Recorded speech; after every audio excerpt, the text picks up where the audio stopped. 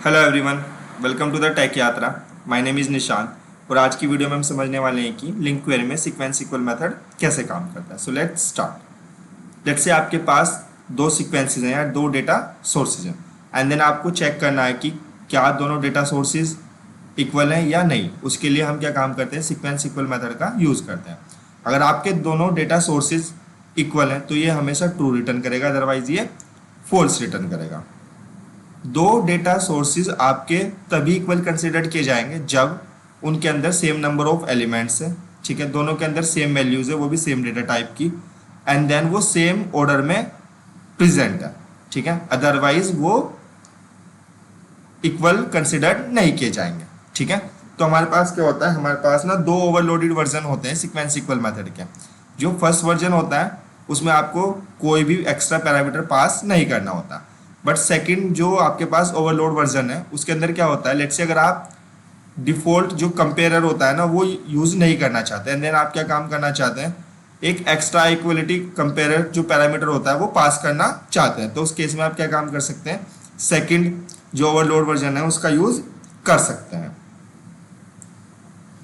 तो हमने यहाँ पे कुछ एग्जांपल्स हैं जो हम समझने वाले हैं, जैसे कि सीक्वेंस इक्वल मेथड का बेसिक एग्जांपल कैसा है, ठीक है। जब केस डिफरेंट होता है तो वो कैसे काम करता है, केस को कैसे इग्नोर कर सकते हैं, अगर एलिमेंट सेम ऑर्डर में प्रेजेंट नहीं है तो क्या होगा, ठीक है। तो बहुत सारे एग्जांपल्स है जो हम वन बाय वन समझने वाले हैं। उसके बाद क्या हुआ कि कॉम्प्लेक्स टाइप के साथ आपका सीक्वेंस इक्वल मेथड कैसे काम करता है। तो ध्यान दीजिएगा, कई बार ऐसा भी हो सकता है कि आपके पास दो सीक्वेंसेज हैं या दो डेटा सोर्सेज हैं और उनके अंदर सेम एलिमेंट्स हैं, ठीक है, एंड देन फिर भी ये आपको फॉल्स रिटर्न कर रहा है। उसका कारण क्या है कि जो डिफ़ॉल्ट कंपेयरर होता है आपके सीक्वेंस इक्वल मेथड का, वो क्या काम करता है, वो ऑब्जेक्ट की वैल्यूज चेक नहीं करता, वो ऑब्जेक्ट के रेफरेंसेस को चेक करता है, और अगर आपके ऑब्जेक्ट के रेफरेंसेस इक्वल नहीं है तो वो हमेशा आपको फॉल्स रिटर्न कर देगा। डजेंट मैटर चाहे फिर ऑब्जेक्ट की वैल्यूज सारी की सारी सेम क्यों ना हो, ठीक है। तो अब इस प्रॉब्लम का सोल्व कैसे करना है, तो इस प्रॉब्लम का सोल्व आप दो तीन तरीके से कर सकते हैं। फर्स्ट वन क्या है कि आप कस्टम कंपेयरर क्रिएट कर सकते हैं। तो जैसे कि अगर आपको सेकंड ओवरलोड वर्जन का यूज़ करना है तो आप क्या काम करेंगे, हाई क्वालिटी कंपेयरर इंटरफेस को किसी एक क्लास में इंप्लीमेंट करेंगे और उस क्लास को एज ए पैरामीटर आप पास कर देंगे। सेकंड क्या होता है कि जो भी आपके पास डेटा सोर्सेज हैं आप उनकी प्रॉपर्टीज़ को अनोनिमस टाइप में प्रोजेक्ट कर लें एंड देन फिर उसको यूज़ कर लें। तो हम क्या काम करने वाले हैं, ये सब एग्जाम्पल्स को समझने वाले हैं। तो यहाँ पे ध्यान दीजिएगा, मेरे पास क्या एक सीक्वेंस ऑपरेटर क्लास है, ठीक है। तो इस सीक्वेंस ऑपरेटर क्लास में मैंने क्या काम किया, बहुत सारे एग्जांपल्स लिखे हुए हैं, ठीक है, जिनको हम क्या काम करने हुए हैं, वन बाय वन जिनको हम समझने वाले हैं, ठीक है। तो मैंने क्या काम किया, जो मेरी सीक्वेंस इक्वल ऑपरेटर क्लास थी उसका ऑब्जेक्ट मैंने अपनी program.cs में बना लिया और अब मैं क्या काम करने वाला हूँ, इसको कोड को वन बाय वन रन करने वाला हूँ, ठीक है। तो आप देखेंगे सबसे पहले हमने यहाँ पे ऑब्जेक्ट बना लिया, उसके बाद हमने क्या काम किया, एग्जाम्पल मेथड को कॉल करते हैं, ठीक है। एग्जाम्पल मेथड में क्या हुआ कि यहाँ पे मैंने जो मेरे पास फर्स्ट कलेक्शन है या फर्स्ट डेटा सोर्स है वो है सिटी लिस्ट 1 और ये क्या है, एक लिस्ट ऑफ स्ट्रिंग है। इसमें मेरे पास तीन एलिमेंट है, दिल्ली, मुंबई एंड हैदराबाद। जो मेरे पास दूसरा डेटा सोर्स है उसमें भी मेरे पास सेम एलिमेंट है, ठीक है। अब मैंने क्या काम किया, डेटा सोर्स 1 में डॉट लगा के सीक्वेंस इक्वल मेथड का यूज़ किया एंड देन उसके अंदर सेकंड डेटा सोर्स था उसको पास कर दिया। अब देखिएगा जो मेरे पास रिजल्ट आया वो किस टाइप का आया, ट्रू। इसका मतलब क्या है कि जो दोनों डेटा सोर्स है वो हमारे इक्वल है, क्लियर। अब हम क्या काम करते हैं, यहाँ पे तो मैंने क्या काम किया था, मेथड सिंटैक्स का यूज़ किया था। यहाँ पे हमने क्या काम किया है, क्वेरी सिंटैक्स का यूज़ किया। तो बेसिक क्वेरी लिखेंगे from city in city list 1 and then city को सिलेक्ट कर लो और उसमें डॉट लगा के सीक्वेंस इक्वल मेथड को कॉल कर दो और सीक्वेंस इक्वल के अंदर जो सेकंड आपका डेटा सोर्स होता है उसको पास कर दो, ठीक है।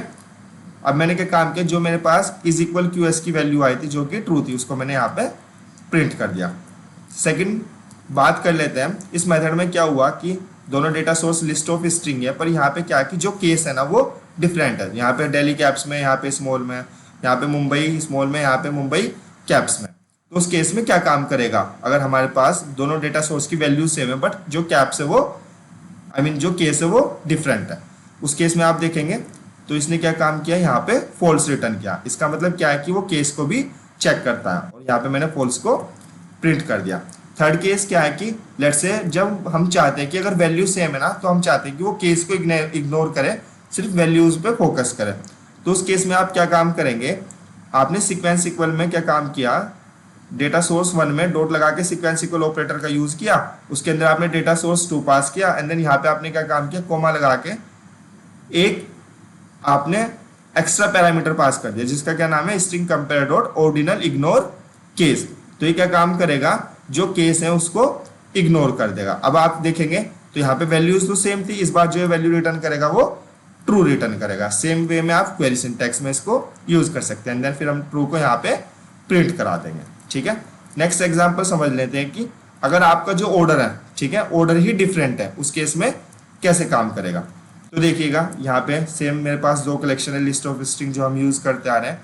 तो जो फर्स्ट कलेक्शन है उसके अंदर दिल्ली मुंबई हैदराबाद है, एंड देन सेकंड वाले के अंदर दिल्ली हैदराबाद मुंबई है। तो एलिमेंट्स का जो ऑर्डर है वो चेंज हो गया।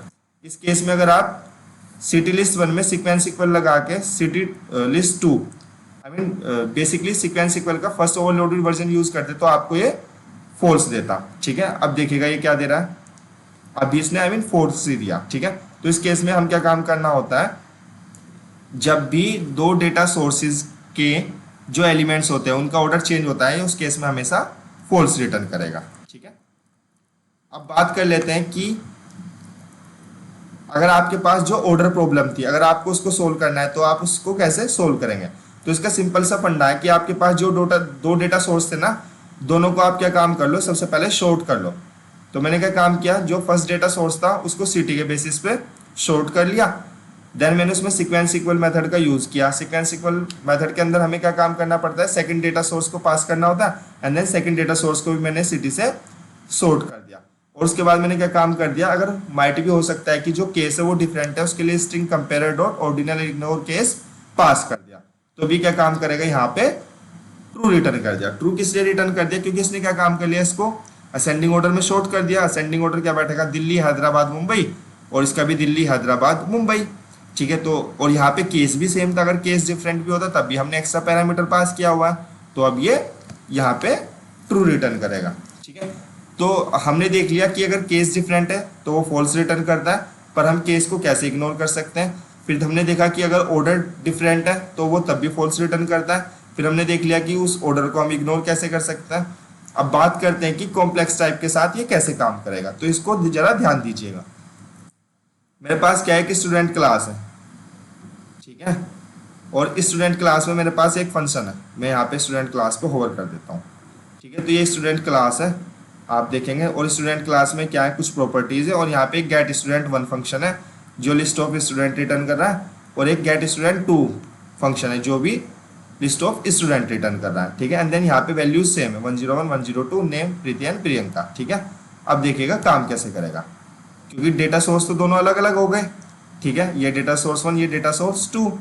अब क्या हुआ, जब आपने डेटा सोर्स 1 जो कि एक स्टूडेंट की लिस्ट है उसमें डॉट्स लगा के सीक्वेंस इक्वल ऑपरेटर को कॉल किया, एंड देन उसमें डेटा सोर्स 2 पास कर दिया, तो इसने क्या रिटर्न किया, फॉल्स।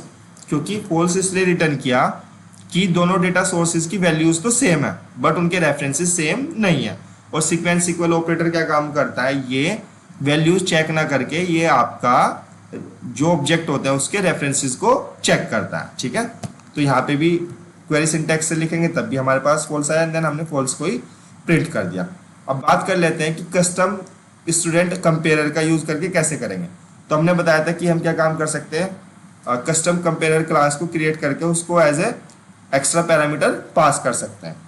तो अब देखिएगा मैंने क्या काम किया, यहाँ पे सेम मेरे पास दोनों मेरे पास कलेक्शंस आ गए, डेटा सोर्सेज आ गए, स्टूडेंट लिस्ट 1 स्टूडेंट लिस्ट 2। आपको पता है बाय डिफॉल्ट क्या काम करने वाला है, फॉल्स रिटर्न करने वाला है, क्योंकि वैल्यूज सेम है, ऑब्जेक्ट का जो रेफरेंस है वो डिफरेंट है। अब मैंने क्या काम किया, यहाँ पे स्टूडेंट कंपेयरर क्लास बना ली। अगर आपको ये क्लास दिखा दूं मैं, तो स्टूडेंट कंपेयरर एक क्लास है, उस क्लास के अंदर क्या है, मैंने आई इक्वलिटी कंपेयर जो आपका इंटरफेस है उसको इनहेरिट किया हुआ है, एंड देन जो उसके इक्वल्स और गेट हैश कोड मेथड होते हैं मैंने दोनों को इम्प्लीमेंट किया हुआ है। तो जो फर्स्ट मेथड है इक्वल्स, हम क्या काम करेंगे, उसके अंदर दोनों ऑब्जेक्ट पास करेंगे और चेक कर देंगे, अगर दोनों की आईडी और दोनों की नेम सेम है तो वो ट्रू रिटर्न कर देगा, अदरवाइज फॉल्स।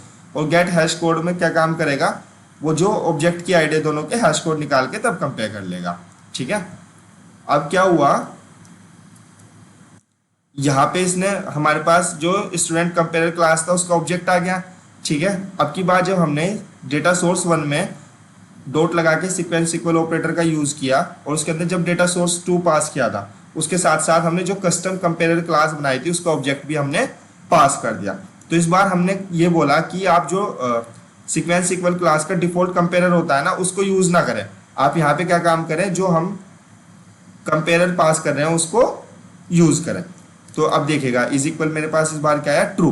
तो इस बार उसने क्या काम किया, ऑब्जेक्ट के रेफरेंसेस ना चेक करके जो हमने कोड लिखा है उसके अकॉर्डिंग दोनों की आईडी और नेम और उनके हैश कोड को चेक किया, ठीक है, और मैंने वही यहाँ पे ट्रू प्रिंट करा दिया।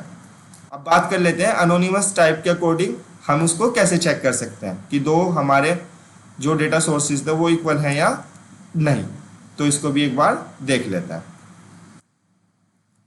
तो दोनों मेरे पास डेटा सोर्सेज हो गए यहाँ। अब की बार मैंने क्या काम किया, स्टूडेंट लिस्ट 1 में मैंने क्या काम कर लिया, उसकी आईडी और नेम सिलेक्ट कर लिया। स्टूडेंट जो डेटा सोर्स था स्टूडेंट लिस्ट 1, उसमें मैंने उनकी आईडी और नेम सिलेक्ट कर ली, ये अनोनिमस टाइप का एक ऑब्जेक्ट बनाया। और इसमें मैंने क्या काम किया, अनोनिमस टाइप के जो लिस्ट ऑफ ऑब्जेक्ट था उसमें मैंने डॉट सीक्वेंस इक्वल मेथड लगा के दूसरा डेटा सोर्स पास किया, पर दूसरे डेटा सोर्स को भी मैंने डायरेक्ट पास नहीं किया, पहले मैंने उसमें से भी उनकी आईडी और नेम को anonymous data type as anonymous data select कर लिया और तब मैंने इसमें पास किया। तो जब पास किया तो इस बार इसने क्या रिटर्न कर दिया, ट्रू। तो इसका मतलब क्या है, अनोनिमस मेथड को यूज करके भी हम क्या काम कर सकते हैं, अनोनिमस टाइप को यूज करके भी हम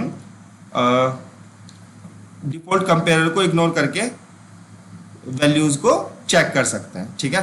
तो आई थिंक आपको ये समझ में आया होगा कि सीक्वेंस इक्वल ऑपरेटर कैसे काम करता है। अगर आपका इससे रिलेटेड कोई भी डाउट है तो आप यूट्यूब पे कमेंट कर दीजिएगा, मैं आपको वहीं पे रिप्लाई कर दूंगा। और अगर आपको ये समझ में आया तो please like share and subscribe the video and hit the bell icon. Thank you, let's connect in next video, bye.